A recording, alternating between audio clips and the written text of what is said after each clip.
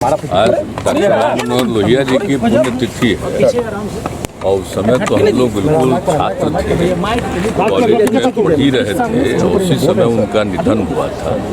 हम तो जब यहाँ हम पढ़ते थे तो उनका निधन के पहले आकर के इनका भाषण भी हुआ था।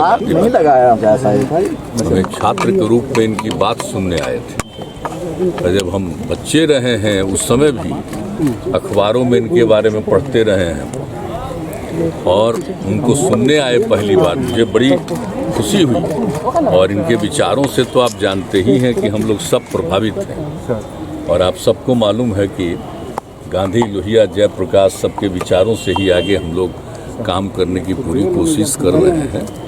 तो उनकी पुण्य आज तो जानते ही हैं, आज ही के दिन बहुत कम उम्र में उनका निधन हो गया था। जब उनका तो जन्म हुआ था 1910 में, मृत्यु हो गई थी 1967 में ही। तो बहुत कम उम्र में इनकी तबीयत खराब थी, इनकी मृत्यु हो गई थी। ये सब लोगों को बड़ी तकलीफ हुई थी, लेकिन इनका जो विचार है वो आज तक एक एक आदमी को मालूम है और हम सब लोग उनके विचारों को ही अपना करके आगे बढ़ने की कोशिश करते हैं। तो आज के अवसर पर, उनके जन्मदिन के अवसर पर भी आते हैं, पुण्यतिथि के अवसर पर भी आते हैं। तो इनके प्रति तो हम लोगों को बहुत ही ज़्यादा इनके प्रति हम लोगों का भाव है। सर, अमित शाह ने कहा जा रहे हैं सर, आप सर आज? हाँ, हम तो जा रहे हैं, उनका निधन हो गया, उनके परिवार में जा रहे हैं। अमित शाह ने कहा कि जेपी के आदर्शों को भूल चुके हैं मुख्यमंत्री जी। अरे अब बताइए, आप जिन लोगों का नाम ले रहे हैं उनको जेपी से कोई मतलब था? जो राजनीति है 20 साल से जिसका शुरू हुआ उसके बारे में आप लोग कहिएगा, कोई मतलब है? कल ही हम कह चुके, इन लोगों को जो मन में आवे बोले। कोई चीज़ की जानकारी है? जेपी के बारे में इन लोगों को क्या आइडिया है? इन्हीं चीज़ के बारे में कोई आइडिया है जी? कोई मतलब है? कब से राजनीति में आए पता है ना? देख न लीजिए, आज जो मौका मिल गया है इन लोगों को, आज जिसको मौका मिल गया है, अब हम करें क्या? आप लोगों को कुछ बोल सकते हैं? बोलिए। वो हमारे खिलाफ बोलते हैं। दिल्ली के सारा अंग्रेजी के अखबारों में पूरा छपा हुआ। हम लोग से पूछिएगा कोई छपेगा?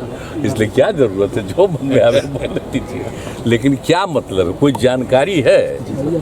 जेपी से कोई रिश्ता रहा है? हम लोगों का क्या रिश्ता रहा है सबको मालूम नहीं है? उन्हीं के नेतृत्व में काम हुआ जेपी मूवमेंट। आप सोचिए किस तरह से, और किस तरह से हम सब लोगों का उनसे एक लगाव था, किस तरह से, और किस तरह से हम सब लोगों का उनसे एक लगाव था। तो इसलिए जो जेपी के बारे में हम लोगों को कहेगा, जेपी के बारे में कुछ मालूम है इन लोगों को जेपी से क्या लेना देना? नागालैंड में गए थे आप, संजय जायसवाल कह रहे हैं कि अपने अनुसार नागालैंड में भी तो जेपी को बहुत मानते हैं लोग। आपको मालूम है कि नागालैंड में 3 साल रहे हैं, 1964 से लेकर के 1967 तक जेपी वहाँ रहे और वहाँ के लोगों का बहुत प्रभाव है जेपी पर।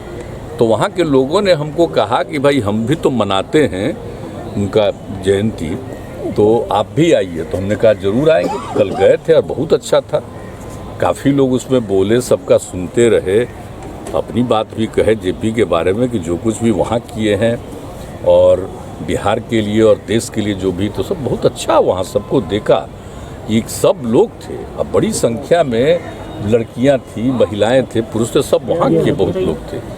और जो बिहार के लोग भी वहाँ रहते उनमें भी बहुत लोग थे।